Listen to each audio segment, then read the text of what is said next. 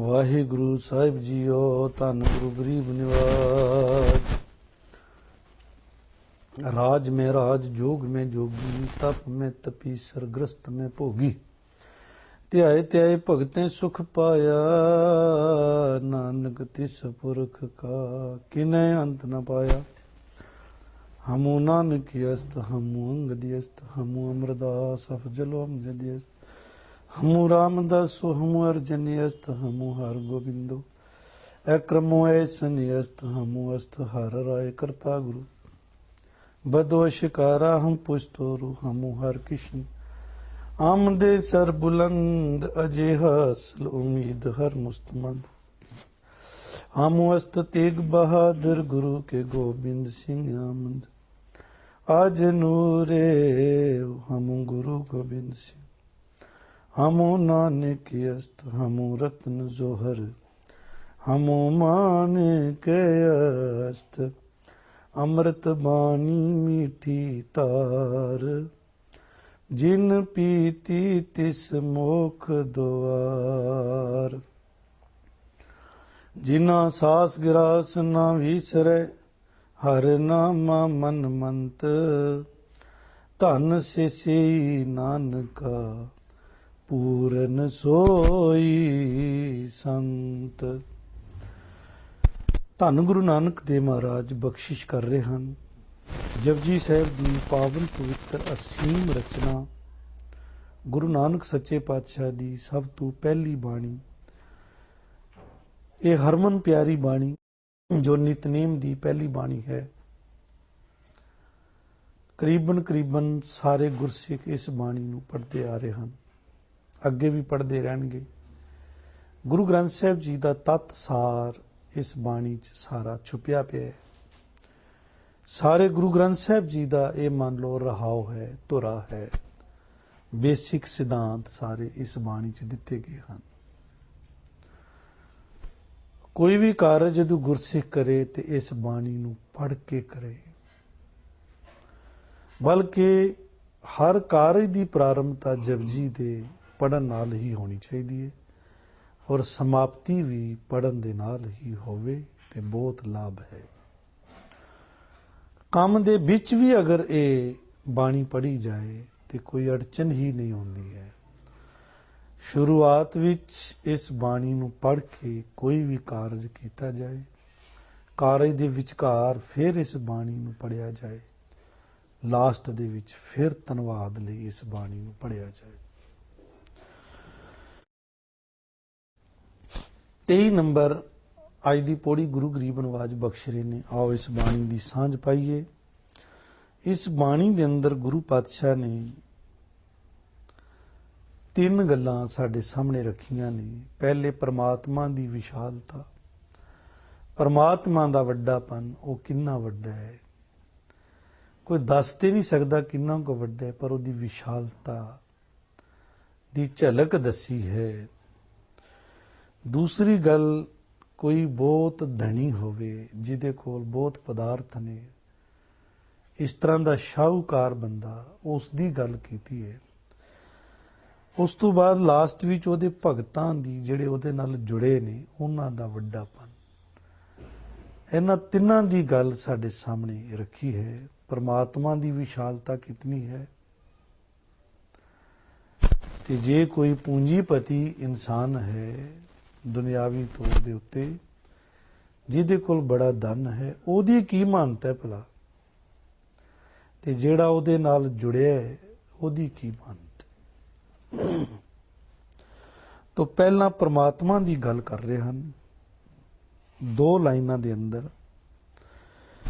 ਸਾਲਾਂ ਹੀ ਸਾਲਾਂ ਹੈ, ਇਤਨੀ ਸੁਰਤ ਨਾ ਪਾਈਆਂ।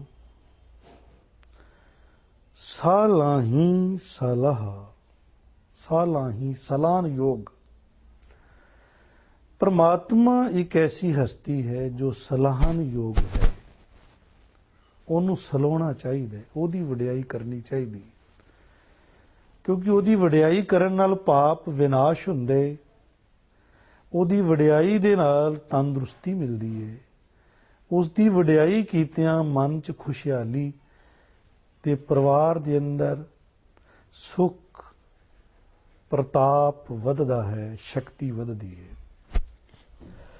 ਉਹਦੀ ਵਡਿਆਈ ਕਰਨ ਦੇ ਨਾਲ ਮਨੁੱਖ ਹਰ ਪੱਖੋਂ ਉੱਚਾ ਤੇ ਮਹਾਨ ਹੋ ਜਾਂਦਾ ਹੈ, ਕਿਉਂਕਿ ਉਹਦੀ ਵਡਿਆਈ ਕਰਨੀ ਸਭ ਤੋਂ ਵੱਡਾ ਸੱਚ ਹੈ।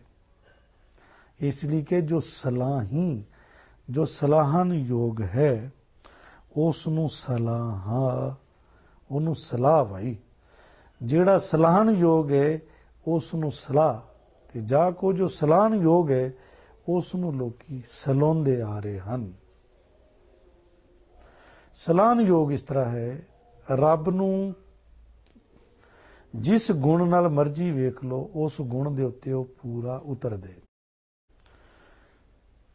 ਜੇ ਕਹੀਏ ਵੀ ਉਹ ਕਾਲ ਦਾ ਕਾਲ ਹੈ, ਇਹਦੇ 'ਚ ਕੋਈ ਸ਼ੱਕ ਨਹੀਂ, ਕਿਉਂਕਿ ਕਾਲ ਬਾਅਦ 'ਚ ਬਣਿਆ, ਉਹ ਪਹਿਲੇ ਹੈ। ਅਗਰ ਕਾਲ ਪਹਿਲੇ ਬਣਿਆ ਹੁੰਦਾ ਤੇ ਫਿਰ ਰੱਬ ਨੂੰ ਵੀ ਉਹਨੇ ਮਾਰ ਦੇਣਾ ਸੀ। ਕਾਲ ਨੇ ਸਭ ਤੋਂ ਵੱਡਾ ਕਾਲ ਹੀ ਮੰਨਿਆ, ਪਰ ਰੱਬ ਕਾਲ ਦਾ ਵੀ ਕਾਲ ਹੈ, ਕਿਉਂਕਿ ਕਾਲ ਨੂੰ ਵੀ ਇੱਕ ਦਿਨ ਮਾਰ ਦਿੰਦਾ, ਕਿਉਂਕਿ ਕਾਲ ਉਸੇ ਦਾ ਹੀ ਬਣਾਇਆ ਹੋਇਆ ਹੈ। ਆਪ ਉਹ ਅਕਾਲ ਹੈ। ਜੇ ਕੋ ਜੀ ਵਾਹਿਗੁਰੂ ਬਹੁਤ ਦਿਆਲੂ ਹੈ, ਤੇ ਉਸ ਤੋਂ ਵੱਡਾ ਦਿਆਲੂ ਕੋਈ ਨਹੀਂ। ਉਹਦੀ ਦਿਆਲਤਾ ਚਾਰੇ ਪਾਸੇ ਦਿਖਾਈ ਦੇ ਰਹੀ ਹੈ। ਇਹੀ ਲਫ਼ਜ਼ ਅਗਰ ਕਿਸੇ ਵਿਅਕਤੀ ਨਾਲ ਜੋੜ ਦਿਓ ਤੇ ਕੀ ਪਤਾ ਹੈ ਪੂਰਾ ਉਤਰੇ ਕਿ ਨਾ ਉਤਰੇ। ਉਹ ਦਿਆਲੂ ਹੈ ਜਾਂ ਨਹੀਂ ਹੈ, ਕਿੱਥੇ ਤੱਕ ਉਹਦੀ ਦਿਆਲਤਾ ਹੈ, ਕਿੱਥੇ ਤੱਕ ਉਹ ਦਿਆਲਤਾ ਦਿਖਾ ਸਕਦਾ ਹੈ, ਕਰ ਸਕਦਾ ਹੈ। ਤੋ ਇੱਕ ਗੁਣ ਜਿਹੜਾ ਹੈ ਉਹ ਇੱਕ ਬੰਦੇ ਅੰਦਰ ਵੀ ਪੂਰਾ ਨਹੀਂ ਉਤਰ ਸਕਦਾ, ਕੁਝ % ਹੀ ਪੂਰਾ ਉਤਰ ਸਕਦਾ। ਪਰ ਵਾਹਿਗੁਰੂ ਦਾ ਜਿਹੜਾ ਗੁਣ ਹੈ ਉਹ ਹਰ ਜਗ੍ਹਾ ਦੇ ਉੱਤੇ 100% ਪੂਰੇ ਦਾ ਪੂਰਾ ਉਤਰਦਾ ਹੈ। ਇਸ ਲਈ ਉਹ ਸਲਾਹਨ ਯੋਗ ਹੈ। ਗੁਰੂ ਪਾਤਸ਼ਾਹ ਕਹਿੰਦੇ ਰੱਬ ਹੀ ਸਲਾਹਨ ਯੋਗ ਹੈ, ਤੇ ਉਸ ਨੂੰ ਲੋਕੀ ਸਲਾਹੁੰਦੇ ਆ ਰਹੇ ਹਨ, ਤੇ ਹੁਣ ਵੀ ਉਸ ਨੂੰ ਸਲਾਹ ਰਹੇ ਹਨ। ਇਹ ਸਿਲਸਿਲਾ ਅੱਗੇ ਵੀ ਚੱਲਦਾ ਰਹੇਗਾ। ਸਲਾਹੀ ਸਲਾਹੀ, ਇਹਨੂੰ ਦੋਵੇਂ ਤਰੀਕੇ ਨਾਲ ਅਸੀਂ ਬੋਲ ਸਕਦੇ ਹਾਂ, ਸਲਾਹੀ ਸਲਾਹੀ ਤੇ ਜਾਂ ਸਲਾਹੀ ਸਲਾਹਾ। ਸਲਾਹਨ ਯੋਗ ਪ੍ਰਮਾਤਮਾ ਨੂੰ ਸਲਾਹ ਰਹੇ ਹਨ ਲੋਕ, ਤੇ ਸਲਾਹੁੰਦੇ ਰਹਿਣਗੇ। ਪਰ ਇਤੀ ਸੁਰਤ ਨ ਪਾਈਆਂ, ਇਤਨੀ ਵੀ ਉਹਨਾਂ ਨੂੰ ਸੁਰਤ ਨਹੀਂ ਪ੍ਰਾਪਤ ਹੋਈ। ਸੁਰਤ ਦਾ ਅਰਥ ਹੈ ਸਮਝ। ਸੁਰਤ ਦਾ ਅਰਥ ਹੈ ਇਤਨੀ ਵੀ ਉਹਨਾਂ ਨੂੰ ਉਸ ਦੀ ਵਿਸ਼ਾਲਤਾ ਦਾ ਪਤਾ ਨਹੀਂ ਚੱਲਿਆ, ਉਸ ਦੀ ਸਮਝ ਨਹੀਂ ਆ ਸਕੀ ਉਹਨਾਂ ਨੂੰ ਵੀ ਇਤਨਾ ਉਹਨੂੰ ਸਲਾਹ ਰਿਹਾ, ਆਖਰ ਕਿਤੇ ਤੇ ਉਹਦਾ ਐਂਡ ਹੋ ਹੀ ਜਾਣਾ ਚਾਹੀਦਾ। ਜਿੰਨਾ ਸਲਾਹੋ ਓਨੇ ਭੇਦ ਹੋਰ ਨਿਕਲਦੇ ਨੇ, ਜਿੰਨਾ ਉਹਨੂੰ ਵੱਡਾ ਕੋ ਓਨਾ ਵੱਡਾ ਹੋਰ ਹੋ ਜਾਂਦਾ ਹੈ। ਬਹੁਤਾ ਕਹੀਏ ਬਹੁਤਾ ਹੋਏ। ਰੱਬ ਤੇ ਐਸਾ ਹੈ ਕਿ ਜਿੰਨਾ ਉਹਨੂੰ ਕਹੋ ਓਨਾ ਹੋਰ ਹੋ ਜਾਂਦਾ ਹੈ। ਜਿਤਨੀ ਗੱਲ ਕਰੋ ਓਨਾ ਵੱਡਾ ਹੋਰ ਦਿਖਦਾ ਹੈ। ਮੰਨ ਲਓ ਕਿ ਬੰਦੇ ਕੋਲ ਲਾਈਟ ਹੈ, ਟਾਰਚ ਹੈ, ਉਹ ਟਾਰਚ ਕਿੱਥੇ ਤੱਕ ਉਹਦੀ ਲਾਈਟ ਜਾਂਦੀ ਹੈ। ਬੈਟਰੀ ਸਾਡੇ ਕੋਲ ਹੈ, ਅਸੀਂ ਜਗਾਉਂਦੇ ਹਾਂ, ਤੇ ਉਹ ਕਿੱਥੇ ਤੱਕ ਅਸੀਂ ਅਗਲਾ ਰਸਤਾ ਦੇਖ ਸਕਦੇ ਹਾਂ। 10 ਫੁੱਟ ਤੱਕ, 15 ਫੁੱਟ ਤੱਕ, ਤੇ ਉਸ ਤੋਂ ਅੱਗੇ ਵੀ ਤੇ ਕੁਝ ਹੈ। ਜਿੱਥੇ ਤੱਕ ਸਾਡੀ ਬੈਟਰੀ ਜਾ ਰਹੀ ਹੈ, ਕੇਵਲ ਉੱਥੇ ਤੱਕ ਹੀ ਤੇ ਸਾਰਾ ਕੁਝ ਨਹੀਂ ਹੈ ਨਾ, ਉਸ ਤੋਂ ਅੱਗੇ ਵੀ ਕੁਝ ਹੈ। ਪਰ ਜੈਸੇ ਅਸੀਂ ਉਹ ਸਫ਼ਰ ਤੈਅ ਕਰਦੇ ਹਾਂ 10 ਫੁੱਟ ਦਾ, ਉਸ ਤੋਂ ਅਗਲਾ ਸਫ਼ਰ ਫਿਰ ਹੋਰ ਅੱਗੇ ਹੋ ਜਾਂਦਾ ਹੈ। ਉਹ ਅਸੀਂ ਤੈਅ ਕਰਦੇ ਹਾਂ, ਉਸ ਤੋਂ ਅੱਗੇ ਹੋਰ ਹੈ। ਇਹਦਾ ਸਫ਼ਰ ਮੁੱਕਦਾ ਨਹੀਂ ਹੈ। ਪਰ ਕਮਾਲ ਦੀ ਗੱਲ ਇਹ ਹੈ ਕਿ ਸਾਨੂੰ ਉਹ ਸਫ਼ਰ ਤੈਅ ਕਰਨਾ ਪੈਂਦਾ ਹੈ, ਉਸ ਤੋਂ ਬਾਅਦ ਅਗਲਾ ਸਫ਼ਰ ਸਾਨੂੰ ਦਿਖਦਾ ਹੈ। ਜੈਸੇ ਜੈਸੇ ਅਸੀਂ ਸਫ਼ਰ ਅੱਗੇ ਚੱਲਦੇ ਜਾਂਦੇ ਹਾਂ, ਮੰਨ ਲਓ ਕਿ ਲਾਈਟ 10 ਫੁੱਟ ਤੱਕ ਅਸੀਂ ਦੇਖ ਰਹੇ ਹਾਂ, ਜੈਸੇ ਅਸੀਂ 1 ਫੁੱਟ 2 ਫੁੱਟ ਅੱਗੇ ਵੱਧਦੇ ਹਾਂ, ਤੇ ਅੱਗੇ ਸਾਨੂੰ 2 ਫੁੱਟ 10 ਹੋਰ 2-2 ਫੁੱਟ ਕਰਕੇ 1-1 ਫੁੱਟ ਕਰਕੇ ਸਾਨੂੰ ਅੱਗੇ ਹੋਰ ਰੋਸ਼ਨੀ ਦਿਖਾਈ ਦਿੰਦੀ, ਰਸਤਾ ਦਿਖਾਈ ਦੇ ਜਾਂਦਾ। ਉਹੀ ਰੋਸ਼ਨੀ ਸਾਨੂੰ ਅੱਗੇ ਦਿਖਾਈ ਦਿੰਦੀ ਜਾਂਦੀ ਹੈ, ਰਸਤਾ ਦਿਖਾਉਂਦੀ ਜਾਂਦੀ। ਇਸੇ ਤਰ੍ਹਾਂ ਜਿਹੜਾ ਸਾਡਾ ਮਨ ਹੈ, ਮਨ ਦੇ ਕੋਲ ਜਿਹੜਾ ਗਿਆਨ ਹੈ, ਉਸ ਗਿਆਨ ਨਾਲ ਜਿੰਨੀ ਸਾਨੂੰ ਜਾਣਕਾਰੀ ਮਿਲੀ ਹੈ, ਅਗਰ ਅਸੀਂ ਓਨੀ ਜਾਣਕਾਰੀ ਨੂੰ ਜੀਵਨ ਦੇ ਵਿੱਚ ਧਾਰਨ ਕਰਦੇ ਹਾਂ ਤੇ ਉਹ ਓਨੀ ਹੋਰ ਅੱਗੇ ਵੱਧ ਜਾਂਦੀ ਹੈ। ਜੈਸੇ ਅਸੀਂ ਥੋੜਾ ਜਿਹਾ ਅੱਗੇ ਵੱਧਦੇ ਹਾਂ, ਉਸ ਗੱਲ ਨੂੰ ਅਸੀਂ ਐਕਸ਼ਨ ਦੇ ਵਿੱਚ ਲਿਆਂਦੇ ਹਾਂ ਜਿਹੜੀ ਸਾਡੀ ਸਮਝ ਵਿੱਚ ਆਈ ਹੈ, ਤੇ ਉਹ ਹੋਰ ਅੱਗੇ ਸਾਨੂੰ ਸਮਝ ਆਣੀ ਸ਼ੁਰੂ ਹੋ ਜਾਏਗੀ। ਪਰ ਇੱਕ ਦਿਨ ਸਮਝ ਕਰਨ ਵਾਲਾ, ਸਮਝਣ ਵਾਲਾ, ਉਹ ਆਪ ਹੀ ਉਹਦੇ 'ਚ ਸਮਾ ਜਾਂਦਾ ਹੈ। ਸਮਝਦਾ ਉਹਦਾ ਮਨ ਹੀ ਸਮਾਪਤ ਹੋ ਜਾਂਦਾ ਹੈ। ਮਨ ਦਾ ਹੀ ਇੱਕ ਦਿਨ ਐਂਡ ਹੋ ਜਾਂਦਾ ਹੈ, ਮਨ ਦਾ ਹੀ ਸਟੇਸ਼ਨ ਆ ਜਾਂਦਾ ਹੈ, ਮਨ ਪੂਰਨ ਹੋ ਗਿਆ।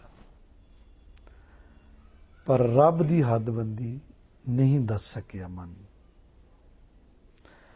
ਇਹਨੂੰ ਕਹਿੰਦੇ ਇੰਨੀ ਵੀ ਸੁਰਤ ਨਹੀਂ ਪਾਈ, ਇੰਨੀ ਵੀ ਖਬਰ ਨਹੀਂ ਉਹਨਾਂ ਨੂੰ ਪਾਈ, ਇੰਨੀ ਵੀ ਸਮਝ, ਇਤਨੀ ਮੈਨੇ ਬਹੁਤ ਥੋੜੀ ਜਿਹੀ ਵੀ ਉਹਨਾਂ ਨੂੰ ਸਮਝ ਨਹੀਂ ਆਈ, ਭਾਵੇਂ ਉਹਨਾਂ ਨੇ ਰੱਬ ਨੂੰ ਸਲਾਇਆ। ਕਿਉਂ ਨਹੀਂ ਆਈ? ਕਹਿੰਦੇ ਕਾਰਨ ਇਹ ਹੈ, ਵਾਹਿਗੁਰੂ ਨੂੰ ਸਲਾਉਣ ਦੇ ਨਾਲ, ਉਪਮਾ ਕਰਨ ਦੇ ਨਾਲ ਜੀਵਨ ਸੁਖੀ ਹੋ ਜਾਂਦਾ ਹੈ, ਵਾਹਿਗੁਰੂ ਦਾ ਦੀਦਾਰ ਵੀ ਹੋ ਜਾਂਦਾ ਹੈ, ਵਾਹਿਗੁਰੂ 'ਚ ਸਮਾ ਵੀ ਜਾਂਦਾ ਬੰਦਾ। ਪਰ ਇਹਦਾ ਮਤਲਬ ਇਹ ਨਹੀਂ ਕਿ ਉਹਦੇ 'ਚ ਸਮਾ ਜਾਏਗਾ ਤੇ ਹੁਣ ਉਹਦਾ ਅੰਤ ਵੀ ਪਾ ਲਏਗਾ, ਉਹਦਾ ਵੱਡਾਪਨ ਵੀ ਦੱਸ ਦੇਗਾ। ਐਸਾ ਨਹੀਂ ਹੈ।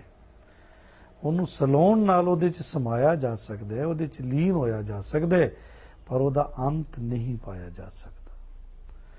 ਉਹਦਾ ਨਾਮ ਜਿਹੜਾ ਅੰਤ ਪਾਉਣ ਵਾਸਤੇ ਅਸੀਂ ਨਹੀਂ ਜਪਣਾ ਹੈ।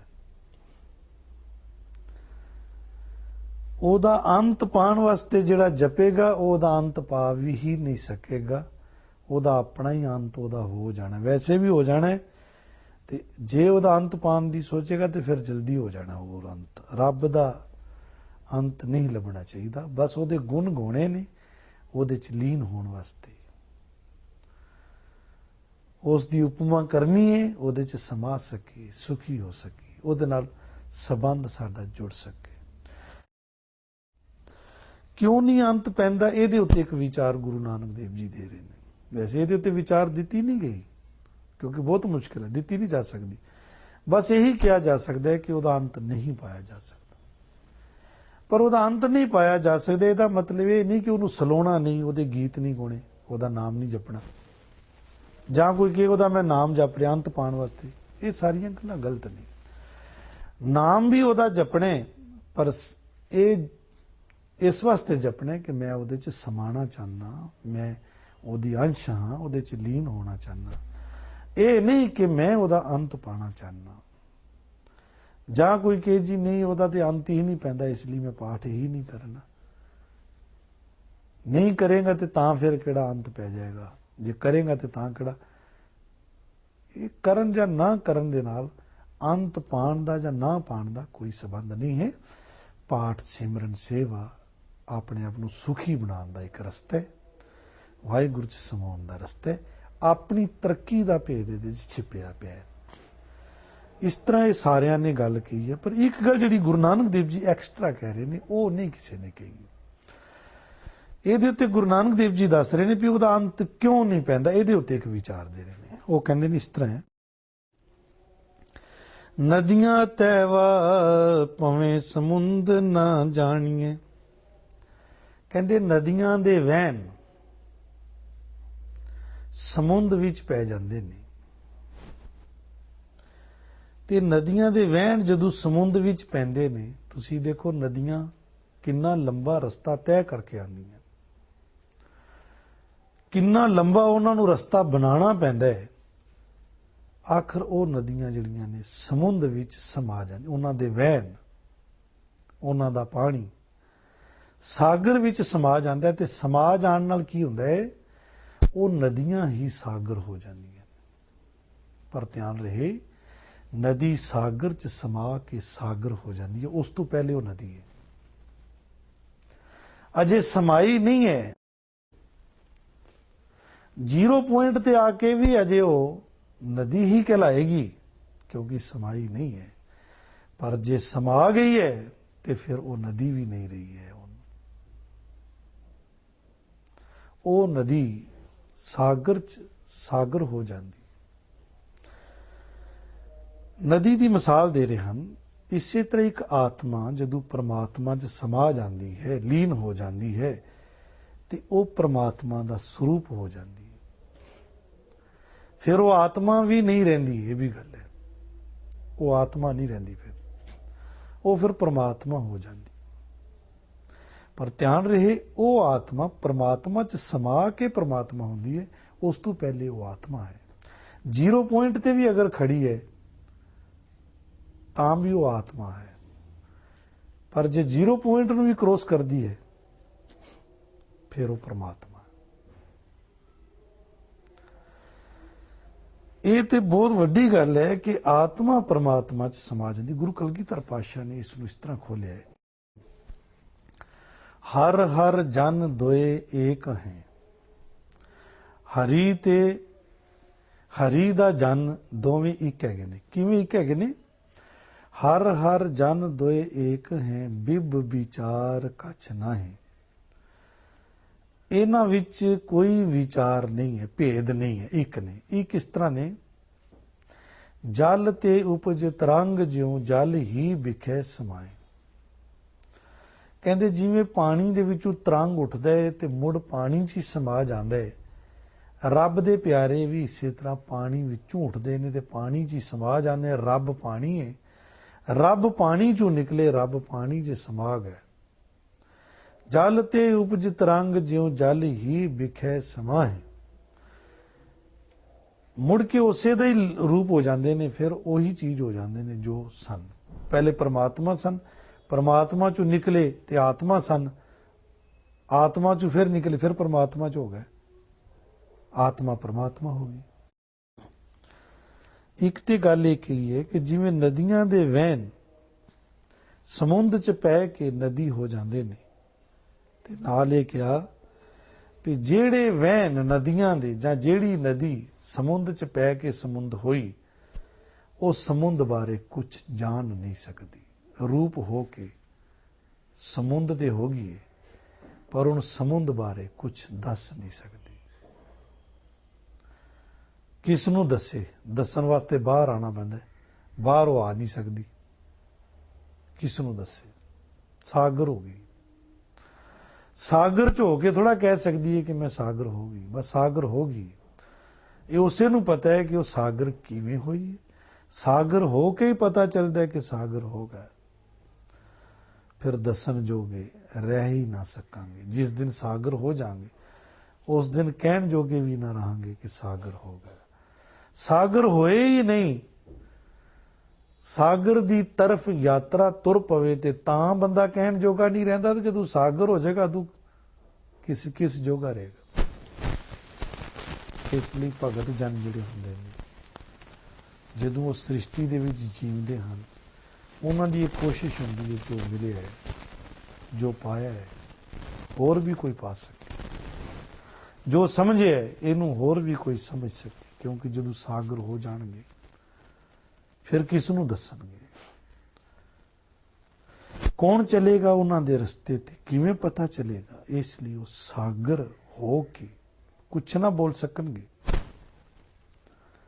ਇਸੇ ਲਈ ਪਤਾ ਨਹੀਂ ਚੱਲਦਾ। ਕਹਿੰਦੇ ਜਿਵੇਂ ਨਦੀ ਸਮੁੰਦਰ ਵਿੱਚ ਪੈ ਕੇ ਸਮੁੰਦ ਹੁੰਦੀ ਹੈ, ਪਰ ਸਮੁੰਦ ਬਾਰੇ ਜਾਣ ਨਹੀਂ ਸਕਦੀ, ਸਮੁੰਦ ਦਾ ਅੰਤ ਨਹੀਂ ਪਾ ਸਕਦੀ। ਜਦ ਕਿ ਸਮੁੰਦ ਇਤਨਾ ਵੱਡਾ ਹੈ, ਉਹ ਤੇ ਇੱਕ ਹਿੱਸੇ ਚੋਂ ਹੀ ਪ੍ਰਵੇਸ਼ ਕੀਤਾ ਉਹਨੇ। ਉਹ ਤੇ ਕਿਸੇ ਇੱਕ ਥਾਂ ਤੋਂ ਪ੍ਰਵੇਸ਼ ਕੀਤਾ ਹੈ। ਸਮੁੰਦ ਦੇ ਤੇ ਅਨੇਕ ਥਾਂ ਨੇ। ਕਿੱਥੋਂ ਕਿਸਨੇ ਪ੍ਰਵੇਸ਼ ਕਰਨੇ? ਸਭ ਦੇ ਆਪਣੇ ਆਪਣੇ ਥਾਂ ਬਣੇ ਹੋਏ। ਕਿਸ ਰਸਤਿਓਂ ਕਿਸੇ ਨੇ ਉਹਦੇ 'ਚ ਸਮਾਉਣਾ ਹੈ। ਸਭ ਦੇ ਆਪਣੇ ਆਪਣੇ ਥਾਂ। ਗੁਰੂ ਨਾਨਕ ਦੇਵ ਜੀ ਇੱਕ ਬਚਨ ਕਰਦੇ ਨੇ ਤੀਸਰੇ ਜਾਮੇ 'ਚ, ਗੁਰੂ ਅਮਰਦਾਸ। जगत जलंदा रख ले अपनी कृपा धार, जित द्वारे उभरे तितै लह उबार। जिस द्वारों भी ये जीव दा भला हो सके, जित द्वारे उभरे, उभर सके, बच सके, उसे द्वारे तू ही इस नूं अपने च तू बुला ले। हे परमात्मा, मेरी अरदास है, प्लीज रिसीव दैम बैक। इन्हां जीवां नूं तू वापस ले ले, जिस द्वारों भी ये तेरे च लीन हो सक। पर द्वार किहड़ा? द्वार एक थोड़ी है, अनेक द्वार ने। गुरु नानक सच्चे पातशाह दा ये पावन पवित्र द्वार सिख धर्म,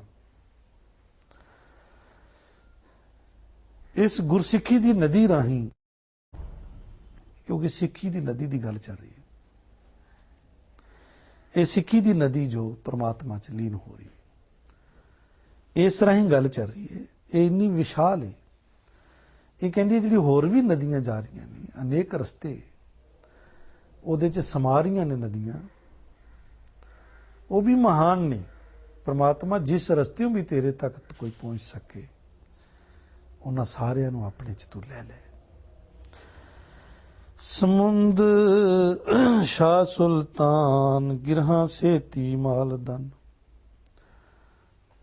ये हुण एक अमीर पुरुष की गल की, उपर दो लाइनां दे विच परमात्मा की गल की, अगलियां दो लाइनां च एक संसारी बंदे की गल, एक निरंकारी बंदे की गल, उन्हां दा दर्शन कराया। पहलियां दो लाइनां च रब बारे दस्सिया, सलाहण योग परमात्मा नूं लोकी सलाह रहे ने, पहलां भी सलांदे आए ने, अगे भी सलांदे रहणगे, पर उन्हां नूं इतनी भी सुरत नहीं पाई, इन्नी भी समझ नहीं आई उन्हां नूं कि रब की विशालता कितनी, किन्ना को वड्डा है। गुरु नानक पातशाह कहंदे इसलिए नहीं समझ आई क्योंकि जिवें नदियां दे वहन सागर विच समुद्र विच चले जाते हैं तो रूप ते हो जाते हैं, पर वो दसन जोगे नहीं रहते। सागर बारे कुछ ना दस पाणगे, कोई दसन वास्ते बाहर आना पैंदा, ते बाहर वो आ नहीं सकते, तो जदों बाहर आते ने अदों फिर नदी कहलाउंदे ने, पर जदों नदी सागर हो जाती है फिर वो नदी वापस नहीं आ सकती। ये गल भी पक्की, नदी आ सकती है पर वो नदी नहीं आ सकती, नदी होर रूप धारण करके आएगी, वो नदी नहीं, वो फिर परमात्मा चली गई। एक आत्मा जदों परमात्मा चली गई फिर परमात्मा होगी, फिर वो आत्मा नहीं आ सकती। आत्मा आ सकती है पर वो आत्मा नहीं आ सकती, फिर होर नवी आत्मा बनेगी। खिलारा भी इक्को बारी खिलारिया रब ने, अनेक आत्मावां इक्को बारी बणियां, कीता पसाओ एको को, तिसते होए लख दरिया, लखां दरिया आत्मावां दे चले ने, इक्को बार इक्को समय सब चले ने, पर समाउण दा समा एक नहीं है, जुदा होण दा समा एक है। जिस दिन ये विछड़िया असी सारे एक दिन च विछड़िया, ये भी गल है। सच्ची गल है कि जिन्हों असी भेड़ कह रहे हैं, बकरी कह रहे हैं, कुत्ता कह रहे हैं, चींटी कह रहे हैं, वो भी साडे नाल ही विछड़े सी, एक दिन असी इकट्ठे ही जुदा होए सी। एक हुक्म होया सी, कवाओ होया सी, उस कवाओ चों सब जुदा हुए सन। जुदा हो के कोई कुछ हो गया, कोई कुछ हो गया, होंदा होंदा कोई कुछ बनता, कोई कुछ बनता है, कोई पेड़ बनता, कोई पत्थर बनता, कोई बंदा बनता, कोई जानवर बनता। जुदा होण दे विच एक कुआओ होया, उस कुआओ तो एक पसारा होया, पर लीन होण दा समा सब दा अलग अलग है, जां कईयां दा इकट्ठा है। गुरु नानक साहब इसलिए कहते हैं, नदियां वाह विछुनिया मेला संजोगी राम। नदियां दे वहन जदों विछड़ते हैं फिर मेला द्वारा संजोगां नाल ही हुंदा है। आत्मावां जुदा हुंदियां ने फिर संजोगां नाल ही मेल हुंदा है, पर मेल जदों हुंदा है फिर जां ते परमात्मा जी हुंदा है, जां फिर द्वारा आपस विच मेल हुंदा है ते संजोगां नाल हुंदा है। तो नदियां समुद्र दा रूप हो जांदियां ने, पर ना जानिए, गुरु साहब कहते जान नहीं सकदियां भी ये खेड की है, दस नहीं सकदी। ਸਮੁੰਦ ਸ਼ਾਹ ਸੁਲਤਾਨ ਗਿਰਹਾ ਸੇਤੀ ਮਾਲ ਦਨ। ਕਹਿੰਦੇ ਕਿ ਕੋਈ ਇਤਨਾ ਅਮੀਰ ਹੋਵੇ ਕਿ ਜਿਵੇਂ ਸਮੁੰਦ ਹੈ, ਨਦੀਆਂ ਦਾ ਸ਼ਾਹ ਹੈ, ਸਾਰੀਆਂ ਨਦੀਆਂ ਉਹਦੇ ਚੋਂ ਨਿਕਲਦੀਆਂ ਨੇ, ਇਦਾਂ ਕੋਈ ਸਮੁੰਦ ਦੀ ਤਰ੍ਹਾਂ ਸ਼ਾਹ ਹੋਵੇ, ਬੜਾ ਸ਼ਾਹੂਕਾਰ ਅਮੀਰ। ਸੁਲਤਾਨ ਹੋਵੇ,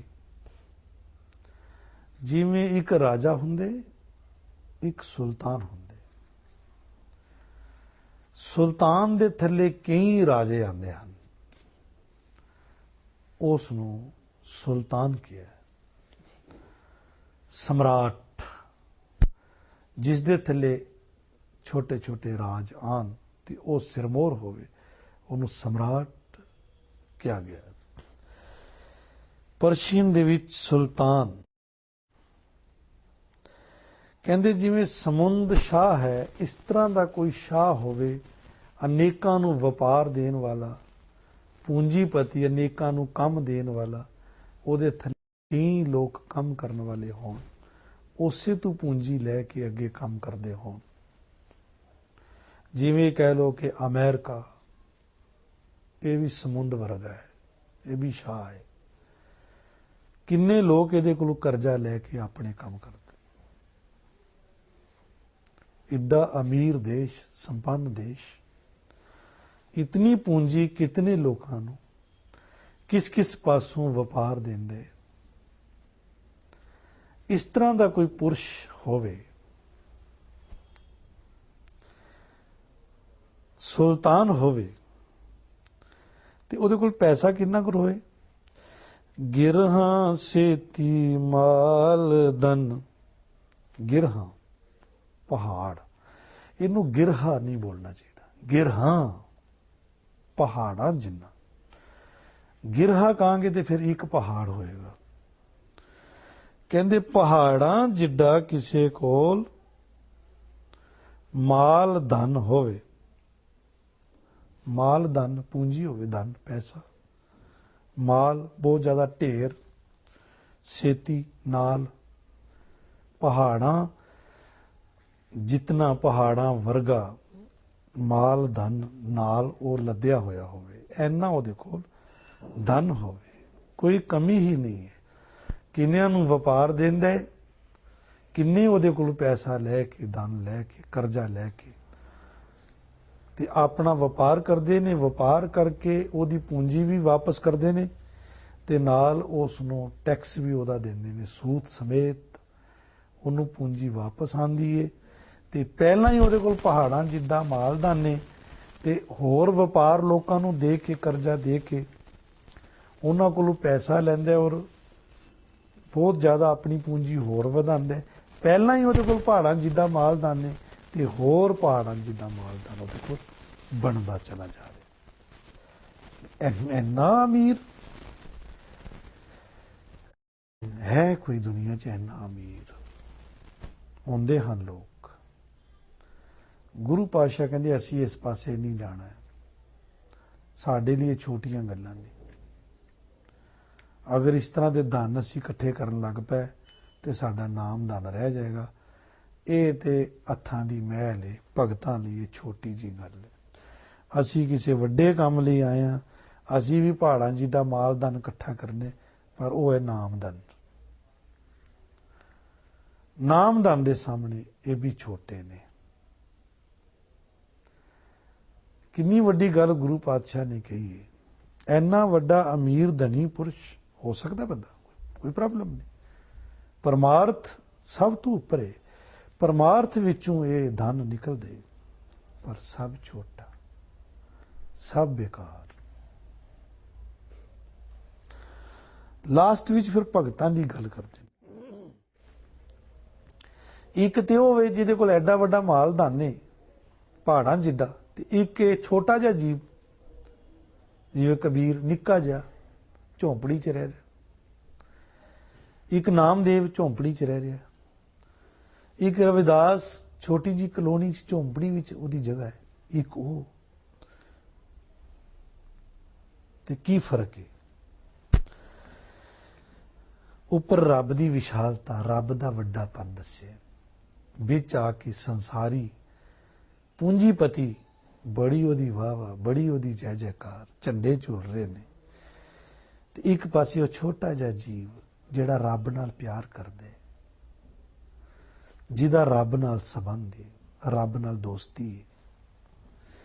ਕਹਿੰਦੇ ਉਹ ਕੀੜੀ ਜਿੰਨਾ ਹੈ, ਜਿਵੇਂ ਕੀੜੀ, ਚੀਂਟੀ, ਇੰਨਾ ਛੋਟਾ, ਦਿਸਦਾ ਵੀ ਨਹੀਂ ਕਿੱਥੇ ਹੈਗਾ। ਕਹਿੰਦੇ ਉਹ, ਤੇ ਇੱਕ ਪਾਸੇ ਉਹ ਮਾਲਦਾਨ ਵਾਲਾ ਉਹ। ਕਹਿੰਦੇ ਇਹਦੇ ਉਹਦੇ ਚ ਕੀ ਫਰਕ ਹੈ? ਕਹਿੰਦੇ ਇਹਦੇ ਉਹਦੇ ਚ ਫਰਕ ਹੈ, ਇਹ ਦੋਵੇਂ ਇੱਕ ਹੈ ਜਿਹੜਾ ਰੱਬ ਦੀ ਪ੍ਰੋਪਰਟੀ ਨੂੰ, ਰੱਬ ਦੇ ਧਨ ਨੂੰ ਪਿਆਰ ਕਰਦੇ, ਪਰਮਾਤਮਾ ਦੇ ਧਨ ਨੂੰ ਪਿਆਰ ਕੀ ਕਰਨਾ, ਉਹਨੇ ਕਬਜ਼ਾ ਕਰਦਾ ਹੈ। ਰੱਬ ਦੇ ਧਨ ਉੱਤੇ ਉਹਨੇ ਕਬਜ਼ਾ ਕੀਤਾ, ਰੱਬ ਦੀ ਮਾਇਆ ਨੂੰ ਉਹਨੇ ਸੰਭਾਲਿਆ। ਇੱਕ ਉਹ ਹੈ, ਤੇ ਇੱਕ ਉਹ ਹੈ ਜਿਹਨੇ ਰੱਬ ਨੂੰ ਸੰਭਾਲਿਆ। ਇਹ ਕਹਿਣ ਨੂੰ ਮੈਂ ਜਿੰਨੇ ਛੋਟੇ ਲਫ਼ਜ਼ਾਂ 'ਚ ਕਹਿ ਰਿਹਾ, ਉਨੀ ਵੱਡੀ ਗੱਲ ਹੈ ਨਹੀਂ। ਗੱਲ ਬਹੁਤ ਵਿਸ਼ਾਲ ਹੈ, ਗੱਲ ਬਹੁਤ ਵੱਡੀ ਹੈ, ਪਰ ਸੱਚਮੁੱਚ ਇੰਨੀ ਵੱਡੀ ਗੱਲ ਜੀਵਨ 'ਚ ਉਤਰਦੀ ਹੀ ਨਹੀਂ ਹੈ। ਇਹ ਸੱਚ ਹੈ, ਬੜਾ ਸ਼ੱਕ ਲੱਗਦਾ ਹੈ, ਬੜਾ ਭੁਲੇਖਾ ਲੱਗਦਾ ਹੈ ਵੀ ਇਹ ਗੱਲ ਤੇ ਠੀਕ ਹੈ। ਇੱਕ ਪੈਸੇ ਨੂੰ ਸੰਭਾਲਣ 'ਚ ਲੱਗਿਆ, ਇੱਕ ਪੈਸੇ ਵਾਲੇ ਨੂੰ ਸੰਭਾਲਣ 'ਚ ਲੱਗਿਆ। ਇੱਕ ਛੋਟੀ ਜਿਹੀ ਗਾਥਾ ਹੁੰਦੀ, ਭਗਤ ਰਵਿਦਾਸ ਜੀ ਕੋਲ ਇੱਕ ਰਾਜਾ ਆਇਆ।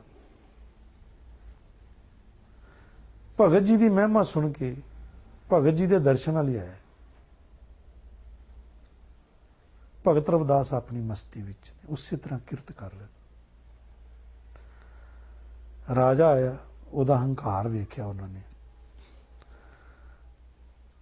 ਰਾਜਾ ਹੋਵੇ ਤੇ ਹੰਕਾਰ ਨਾ ਹੋਵੇ, ਬੜਾ ਹੰਕਾਰ ਹੁੰਦਾ ਉਹਨਾਂ ਦਾ। ਉਹ ਕਹਿੰਦੇ ਸਭ ਨੂੰ ਵਧੀਆ ਮੇਟ ਕਰ ਦਿਓ। ਹੰਕਾਰੀ ਹੁੰਦਾ ਰਾਜਾ, ਹੰਕਾਰੀ ਸੀ। ਚਲੋ ਕੋਈ ਰੱਬ ਦੀ ਬਖਸ਼ਿਸ਼ ਹੋਈ, ਭਗਤ ਕੋਲ ਆਇਆ, ਨਹੀਂ ਤੇ ਆਂਦੇ ਵੀ ਨਹੀਂ ਰਾਜੇ। ਪਰ ਫਿਰ ਵੀ ਥੋੜਾ ਠੀਕ ਸੀ, ਚਲੋ ਆਇਆ ਤੇ ਨਾ ਭਗਤ ਕੋਲ। ਭਗਤ ਨੇ ਕੀ ਕੀਤਾ, ਲਿਖਿਆ ਕਿ ਜਿੱਥੇ ਉਹ ਜੋੜੇ ਆਪਣੇ ਲੋਕਾਂ ਦੇ ਜੁੱਤੇ ਭਗਤ ਜੀ ਕਿਰਤ ਵਿੱਚ ਸਾਫ਼ ਕਰਦੇ ਸਨ, ਤੇ ਉਹ ਜਿਹੜਾ ਪਾਣੀ ਸੀ ਜਿਹਦੇ ਚਮੜਾ ਧੋਤਾ ਜਾਂਦਾ ਸੀ, ਉਹਨਾਂ ਨੇ ਜਿਹੜੀ ਨਾਮ ਦੀ ਬਖਸ਼ਿਸ਼ ਸੀ ਉਸ ਗੰਦੇ ਪਾਣੀ 'ਚ ਕਰ ਦਿੱਤੀ। ਗੰਦੇ ਪਾਣੀ 'ਚ ਕਰ ਦਿੱਤੀ ਤੇ ਕਹਿਣ ਲੱਗੇ ਵੀ ਰਾਜਨ, ਅਗਰ ਤੂੰ ਸੱਚਮੁੱਚ ਸਾਡੇ ਕੋਲ ਆਇਆ ਤੇ ਇਹ ਫਿਰ ਪਾਣੀ ਪੀ ਜਾ। ਪਰ ਹੁਣ ਉਹ ਚਮੜੇ ਦਾ ਗੰਦਾ ਪਾਣੀ ਕੌਣ ਪੀਵੇ? ਮੇਰੇ ਵਰਗਾ ਹੁੰਦਾ ਤੇ ਪੀ ਵੀ ਲੈਂਦਾ, ਕਿਉਂਕਿ ਜਿਹਨੂੰ ਭੁੱਖ ਲੱਗੀ ਹੋਏ ਨਾਮ ਦੀ, ਉਹ ਥੋੜੀ ਦੇਖਦਾ, ਉਹ ਤਾਂ ਪੀ ਲੈਂਦਾ। ਪਰ ਜਿਹਨੂੰ ਇਸ ਤਰ੍ਹਾਂ ਦੀ ਬਖਸ਼ਿਸ਼ ਨਹੀਂ, ਉਹ ਕੀ ਕਰੇ? ਇਮਤਿਹਾਨ ਬੜਾ ਜ਼ਬਰਦਸਤ ਸੀ। ਹੁਣ ਸਾਰਿਆਂ ਦੇ ਸਾਹਮਣੇ ਕਰ ਕੁਛ ਨਾ ਸਕਿਆ। ਉਹਨੇ ਉਹ ਭਾਂਡਾ ਚੁੱਕ ਲਿਆ, ਮੈਲ ਦਾ ਭਰਿਆ ਹੋਇਆ, ਚਮੜੇ ਦੇ ਨਾਲ ਭਰਿਆ ਹੋਇਆ। ਆਮ ਬੰਦਾ ਸੋਚੇਗਾ ਇਨਫੈਕਸ਼ਨ ਹੋਵੇਗੀ, ਆਮ ਬੰਦਾ ਕਹੇਗਾ ਇਹ ਗੰਦਾ ਪਾਣੀ। ਪਰ ਅਧਿਆਤਮਿਕ ਪੁਰਸ਼ ਨਹੀਂ ਐਸਾ ਸੋਚੇਗਾ, ਕਦੀ ਵੀ ਨਹੀਂ ਸੋਚੇਗਾ। ਉਹਨੇ ਉਹ ਭਾਂਡਾ ਚੁੱਕਿਆ, ਮੂੰਹ ਤੇ ਲਾਇਆ, ਪਰ ਮੂੰਹ ਤੋਂ ਥੱਲੇ ਰੱਖ ਲਿਆ। ਭਾਂਡਾ ਥੋੜਾ ਵੱਡਾ ਸੀ ਤੇ ਉਹ ਇੰਜ ਲੱਗੇ ਕਿ ਜਿਵੇਂ ਰਾਜਾ ਪੀ ਰਿਹਾ। ਉਹ ਐਕਚੁਅਲੀ ਪੀ ਨਹੀਂ ਸੀ ਰਿਹਾ। ਉਹਨੇ ਜਿਹੜਾ ਚੋਲਾ ਪਾਇਆ ਸੀ ਉਹ ਸਾਰਾ ਉਸ ਦੀ ਦਾੜੀ ਤੋਂ ਗਿਰਦਾ ਗਿਰਦਾ ਪਾਣੀ ਜਿਹੜਾ ਸੀ ਉਹ ਸਾਰਾ ਉਹਦੇ, ਜਿਸ ਚੋਲੇ ਨੂੰ ਪਹਿਨਦਾ ਸੀ, ਬੜਾ ਕੀਮਤੀ ਚੋਲਾ ਸੀ, ਉਹ ਸਾਰਾ ਉਹਦੇ ਅੰਦਰ ਚਲਾ ਗਿਆ। ਭਗਤ ਜੀ ਨੂੰ ਤਾਂ ਪਤਾ ਹੈ ਕਿ ਇਹਨੇ ਪੀਤਾ ਨਹੀਂ, ਪਰ ਪੀਣ ਦਾ ਉਹਨੇ ਨਾਟਕ ਇੰਨਾ ਜ਼ਬਰਦਸਤ ਕੀਤਾ ਕਿ ਜਿਵੇਂ ਬਾਟਾ ਉਹਨੇ ਮੂੰਹ ਨੂੰ ਲਾਇਆ ਹੋਇਆ, ਉਹਨੇ ਮੂੰਹ ਦੇ ਬੁੱਲ ਤੋਂ ਥੱਲੇ ਰੱਖਿਆ ਸੀ ਬਾਟਾ। ਪੀਂਦਾ ਚਲਾ ਗਿਆ, ਪੀਂਦਾ ਚਲਾ ਗਿਆ। ਉਹਦਾ ਚੋਲਾ ਖਰਾਬ ਹੋ ਗਿਆ। ਬਾਅਦ ਵਿੱਚ ਉਹਨੇ ਮੂੰਹ ਸ਼ੂ ਸਾਫ਼ ਵੀ ਕੀਤਾ, ਪਰ ਦਿਖੇ ਨਾ ਵੀ ਇਸ ਬੰਦੇ ਨੇ ਪੀ ਲਿਆ। ਸਾਰਿਆਂ ਨੇ ਸੋਚਿਆ ਰਾਜਾ ਪੀ ਗਿਆ ਹੋਣਾ।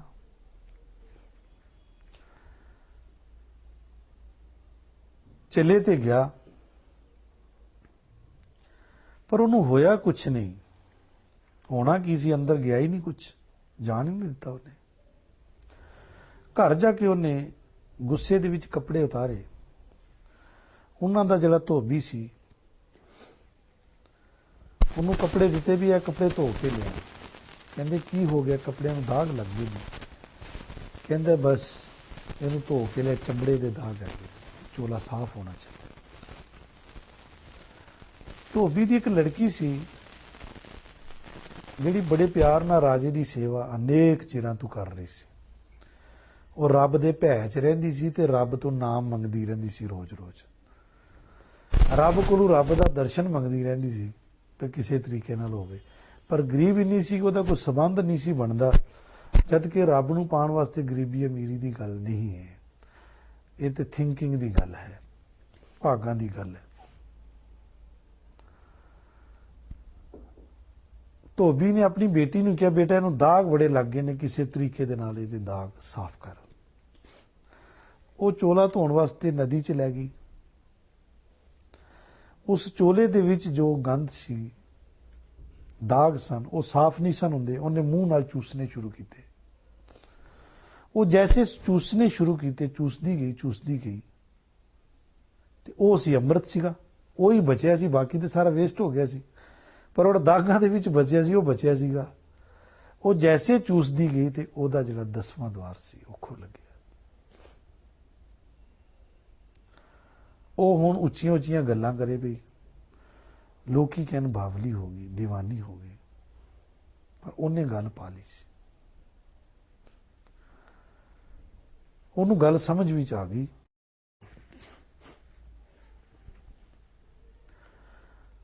ਬੜਾ ਰੋਲਾ ਪੈ ਗਿਆ ਕਿ ਧੋਬੀ ਦੀ ਬੇਟੀ ਨੂੰ ਰੱਬ ਦਾ ਦਰਸ਼ਨ ਹੋ ਗਿਆ, ਐਸਾ ਰੋਲਾ ਪੈ ਗਿਆ। ਰਾਜੇ ਤੱਕ ਖਬਰ ਪਹੁੰਚੀ। ਰਾਜੇ ਨੇ ਕਿਹਾ ਇਹਨੂੰ ਕਿਵੇਂ ਹੋ ਗਿਆ ਦਰਸ਼ਨ। ਧੋਬੀ ਨੂੰ ਬੁਲਾਇਆ ਗਿਆ। ਧੋਬੀ ਨੇ ਕਿਹਾ ਜੀ ਪਤਾ ਨਹੀਂ ਤੁਹਾਡੇ ਚੋਲੇ 'ਚ ਕੁਝ ਸੀ, ਜੈਸੇ ਜੈਸੇ ਚੂਸਦੀ ਗਈ ਤੇ ਵੈਸੇ ਵੈਸੇ ਇਹਦੇ ਕਪਾਟ ਖੁੱਲਦੇ ਗਏ। ਰਾਜਾ ਫਿਰ ਬੜਾ ਰੋਇਆ, ਕਹਿੰਦਾ ਉਹਦੇ ਵਿੱਚ ਇਹ ਕੁਝ ਪਿਆ ਹੋਇਆ ਸੀ ਤੇ ਮੈਨੂੰ ਪਹਿਲਾਂ ਕਿਉਂ ਨਹੀਂ ਪਤਾ ਚੱਲਿਆ। ਪਹਿਲਾਂ ਨਹੀਂ ਪਤਾ ਚੱਲਦਾ ਹੁੰਦਾ, ਇਮਤਿਹਾਨ ਹੁੰਦਾ ਹੈ। ਇਸ ਲਈ ਜੀਵਨ ਦੇ ਵਿੱਚ ਪਹਿਲਾਂ ਹੀ ਬੰਦਾ ਸਾਫ਼ ਸੁਥਰਾ ਹੋ ਕੇ ਚਲੇ ਤਾਂ ਜੋ ਇਮਤਿਹਾਨ ਵੇਲੇ ਕੋਈ ਗਲਤੀ ਨਾ ਕਰੇ। ਜਿਹੜੇ ਬੱਚੇ ਨੇ ਪਹਿਲਾਂ ਪੜ੍ਹਾਈ ਕੀਤੀ ਹੁੰਦੀ ਹੈ, ਇਮਤਿਹਾਨ ਦੇ ਵਿੱਚ ਉਹਦੇ ਤੋਂ ਗਲਤੀ ਨਹੀਂ ਹੁੰਦੀ। ਜਿਹਨੇ ਪਹਿਲੇ ਸ਼ਰਾਰਤਾਂ ਕੀਤੀਆਂ ਨੇ, ਧਿਆਨ ਨਾਲ ਤਵੱਜੋ ਨਹੀਂ ਦਿੱਤੀ, ਤੇ ਇਮਤਿਹਾਨ ਵੇਲੇ ਉਹਨੂੰ ਫਿਰ ਪ੍ਰੋਬਲਮ ਹੋਏਗੀ। ਕੌਣ ਬਚਾ ਸਕਦਾ ਹੈ? ਜੀਵਨ ਵੀ ਤੇ ਇਹੀ ਇਮਤਿਹਾਨ ਹੈ। ਰੋਜ਼ ਦੇ ਸਤਸੰਗ ਦੇ ਵੀ ਸਾਨੂੰ ਬਹੁਤ ਧਿਆਨ ਦੇ ਨਾਲ ਗੁਰਬਾਣੀ ਦੀ ਵਿਚਾਰ ਨੂੰ ਸਰਵਣ ਕਰਨਾ ਚਾਹੀਦਾ ਹੈ, ਤਾਂ ਜੋ ਜੀਵਨ ਦੇ ਵਿੱਚ ਅੱਗੇ ਇਮਤਿਹਾਨ ਪਵੇ ਤੇ ਫਿਰ ਅਸੀਂ ਉਸ ਨੂੰ ਪੂਰਾ ਕਰ ਸਕੀਏ। ਕਈ ਵਾਰੀ ਅਸੀਂ ਕੀਰਤਨ ਸੁਣਦਿਆਂ, ਕਥਾ ਸੁਣਦਿਆਂ, ਹੋਰ ਵੀ ਕਈ ਕੰਮ ਕਰਦੇ ਹਾਂ, ਸਾਡੇ ਇੱਧਰ ਉੱਧਰ ਧਿਆਨ ਚਲੇ ਜਾਂਦੇ ਨੇ। ਬਾਅਦ 'ਚ ਫਿਰ ਜਦੋਂ ਇਮਤਿਹਾਨ ਪੈਂਦਾ ਤੇ ਫਿਰ ਅਸੀਂ ਉੱਥੇ ਫੇਲ ਹੋ ਜਾਂਦੇ ਹਾਂ। ਇਸ ਲਈ ਕਿ ਪੂਰਾ ਕੰਸੰਟਰੇਟ ਹੋ ਕੇ ਸੁਣਿਆ ਜਾਏ ਤਾਂ ਜੋ ਕੋਈ ਭੁੱਲ ਵਿੱਚ ਰਹਿ ਨਾ ਜਾਏ। ਬੜੀ ਜਿਗਿਆਸਾ ਚਾਹੀਦੀ, ਚਾਹਤ ਚਾਹੀਦੀ ਹੈ। ਰਾਜੇ ਨੂੰ ਗੁੱਸਾ ਵੀ ਆਇਆ, ਆਪਣੇ ਆਪ ਤੇ ਵੀ ਆਇਆ, ਤੇ ਇੱਕ ਇਹ ਵੀ ਸ਼ੰਕਾ ਉਹਨੇ ਖੜਾ ਕੀਤਾ ਸੀ ਵੀ ਭਗਤ ਕੋਲ ਕੀ ਹੈ। ਭਗਤ ਦੇ ਕੋਲ ਆ ਕੇ ਕਹਿੰਦਾ ਭਗਤ ਕੋਲ ਕੀ ਹੈ, ਮੈਨੂੰ ਤਾਂ ਕੋਈ ਦਿਖਦਾ ਨਹੀਂ, ਝੌਂਪੜੀ 'ਚ ਰਹਿ ਰਿਹਾ, ਇਹਦੇ ਕੋਲ ਕੀ ਹੈ।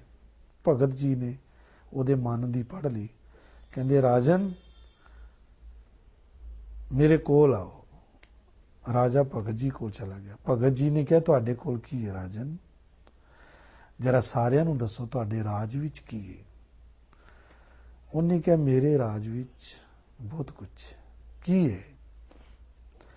ਮੇਰੇ ਰਾਜ ਵਿੱਚ ਇਤਨੇ ਹਾਥੀ, ਇਤਨੇ ਘੋੜੇ, ਇਤਨੇ ਹੀਰੇ, ਇੰਨੇ ਪੰਨੇ, ਇੰਨੀ ਫੌਜ। ਭਗਤ ਜੀ ਕਹਿੰਦੇ ਹੋਰ ਕੀ ਹੈ? ਉਹਨੇ ਕਿਹਾ ਸਾਰਾ ਕੁਝ ਗਿਣਾਤਾ, ਜੋ ਸੀ ਉਹਦੇ ਗਿਣਾਤਾ। ਤੇ ਰਾਜਾ ਫਿਰ ਕਹਿਣ ਲੱਗਾ ਭਗਤ ਜੀ ਤੁਹਾਡੇ ਕੋਲ ਕੀ ਹੈ? ਭਗਤ ਜੀ ਹੱਸ ਕੇ ਕਹਿੰਦੇ ਜਿਨੇ ਤੈਨੂੰ ਘੋੜੇ ਦਿੱਤੇ, ਜਿਨੇ ਤੈਨੂੰ ਰਾਜ ਦਿੱਤਾ, ਉਹ ਮੇਰੇ ਕੋਲ ਹੈ। ਹੀਰੇ ਦੇਣ ਵਾਲਾ, ਰਾਜ ਦੇਣ ਵਾਲਾ, ਇਹ ਸੰਸਾਰ ਬਣਾਉਣ ਵਾਲਾ, ਉਹ ਮੇਰੀ ਮੁੱਠੀ 'ਚ। ਉਹ ਮੇਰੇ ਹਿਸਾਬ ਨਾਲ ਚੱਲਦੇ। ਬਸ ਇਹੀ ਫਰਕ ਹੈ। ਇੱਕ ਨੇ ਰੱਬ ਨੂੰ ਤੇ ਇੱਕ ਨੇ ਰੱਬ ਦੀ ਮਾਇਆ ਨੂੰ। ਇਹਨਾਂ ਦੋਵਾਂ ਦੀ ਤਸਵੀਰ ਤੇ ਸਾਹਮਣੇ ਇਸ ਪੌੜੀ ਦੇ ਵਿੱਚ ਗੁਰੂ ਸਾਹਿਬ ਨੇ ਰੱਖੀ। ਕਬੀਰ ਸਾਹਿਬ ਨੇ ਇਸ ਨੂੰ ਬੜਾ ਸੁੰਦਰ ਲਿਖਿਆ ਹੈ। ਵਾਰਤਾਲਾਪ ਬੜੀ ਵਧੀਆ ਹੈ। ਤੁਮ ਘਰ लाख कोट असव हस्ती, हम घर एक मुरारी। ਇਹ ਬਚਨ ਜਦੋਂ ਕੈਰੂਆਂ ਤੇ ਪਾਂਡੂਆਂ ਦੇ ਆਪਸ ਵਿੱਚ ਹੁੰਦੇ ਨੇ ਤੇ ਦੁਰਯੋਧਨ ਨੂੰ ਕਿਹਾ ਜਾ ਰਿਹਾ ਕਿ ਤੇਰੇ ਘਰ,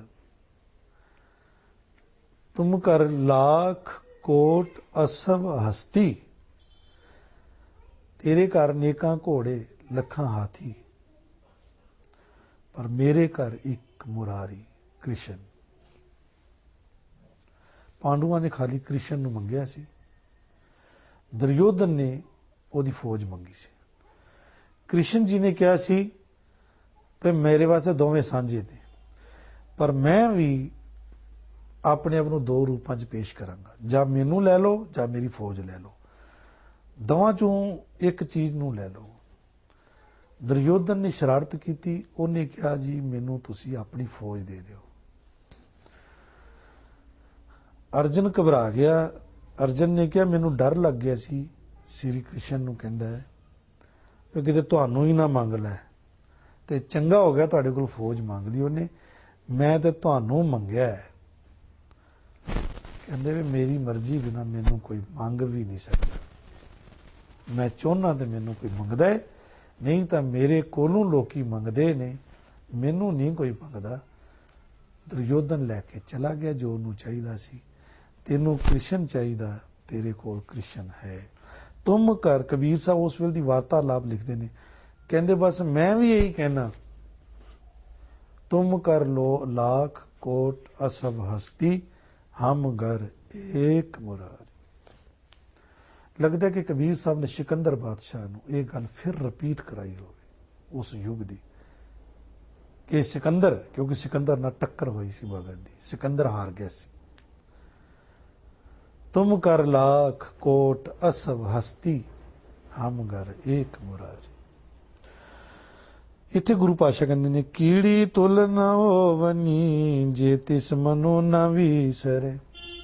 इन्ना वड्डा बंदा होवे पर कहते उस कीड़ी दे बराबर भी नहीं, वो निक्की जी कीड़ी जिहड़ी कि रब नूं याद रख रही, वो निक्की जी आत्मा जिसने रब दे नाल संबंध जोड़े, वो बहुत शक्तिशाली। वो निक्की जी कीड़ी दुनियावी तौर पर निक्की जी है, अंदर ਉਹਦਾ बहुत ਵੱਡੀ शक्ति ਦੇ ਨਾਲ संबंध है। ਇਸ ਲਈ ਉਸ ਨਿੱਕੀ ਜੀ ਕੀੜੀ ਤੋਂ ਡਰਨਾ ਚਾਹੀਦਾ। ਉਸ ਨਿੱਕੀ ਜੀ ਕੀੜੀ ਨਾਲ ਪਿਆਰ ਕੀਤਾ ਜਾ ਸਕਦਾ, ਸੰਬੰਧ ਜੋੜਿਆ ਜਾ ਸਕਦਾ, ਪਰ ਉਸ ਨਿੱਕੀ ਜੀ ਕੀੜੀ ਦਾ ਮੁਕਾਬਲਾ ਨਹੀਂ ਕੀਤਾ ਜਾ ਸਕਦਾ, ਕਿਉਂਕਿ ਉਹ ਕੀੜੀ ਇੱਕ ਦੇ ਨਾਲ ਜੁੜੀ ਹੋਈ। ਇੱਥੇ ਇਹ ਹੈ ਕਿ ਜਿਹੜੇ ਰੱਬ ਨਾਲ ਜੁੜਦੇ ਨੇ ਉਹ ਮਹਾਨ ਨੇ, ਵਿਸ਼ਾਲ ਨੇ, ਬਹੁਤ ਵੱਡੇ ਨੇ, ਉਹਨਾਂ ਦਾ ਵੱਡਾਪਣ ਦੱਸਿਆ ਹੀ ਨਹੀਂ ਜਾ ਸਕਦਾ। ਉਹ ਮਹਾਨ ਹਨ ਔਰ ਮਹਾਨ ਹੀ ਰਹਿੰਦੇ ਹਨ। ਦੁਨਿਆਵੀ ਤੌਰ ਦਾ ਧਨ ਜਿਹੜਾ ਉਹ ਇੰਨਾ ਮਹਾਨ ਨਹੀਂ, ਦੁਨੀਆ ਦੇ ਅੰਦਰ ਉਹਦੀ ਵਾਹ ਹੈ, 4 ਦਿਨ ਦੀ ਚਾਂਦਨੀ ਫਿਰ ਅੰਧਿਆਰੀ ਰਾਤ, ਪਰ ਇਹ ਪਰਮਾਨੈਂਟ ਦਾ ਸੌਦਾ ਹੈ ਕਿ ਏਡਾ ਵੱਡਾ ਵਿਸ਼ਾਲ ਪਰਮਾਤਮਾ, ਉਹਦਾ ਅੰਤ ਤੇ ਕੋਈ ਨਹੀਂ ਪਾ ਸਕਦਾ, ਲੇਕਿਨ ਜੋ ਵੀ ਉਹਦੇ ਨਾਲ ਜੁੜਦਾ ਹੈ ਉਹਦੇ 'ਚ ਸਮਾ ਜਾਂਦਾ ਹੈ ਔਰ ਇੰਨਾ ਸ਼ਕਤੀਸ਼ਾਲੀ ਹੁੰਦਾ ਹੈ ਵੀ ਉਹ ਕੀੜੀ ਜਿੰਨਾ ਵੀ ਹੋਵੇ ਦੁਨਿਆਵੀ ਤੌਰ ਤੇ ਤਾਂ ਵੀ ਉਹਦਾ ਮੁਕਾਬਲਾ ਕੋਈ ਨਹੀਂ ਕਰ ਸਕਦਾ। ਗੁਰੂ ਮਿਹਰ ਕਰੇ ਅੱਜ ਦੀ ਪੌੜੀ ਦੀ ਵਿਚਾਰ ਸਾਡੇ ਜੀਵਨ ਦਾ ਹਿੱਸਾ ਬਣੇ। ਵਾਹਿਗੁਰੂ ਜੀ ਕਾ ਖਾਲਸਾ, ਵਾਹਿਗੁਰੂ ਜੀ ਕੀ ਫਤਿਹ।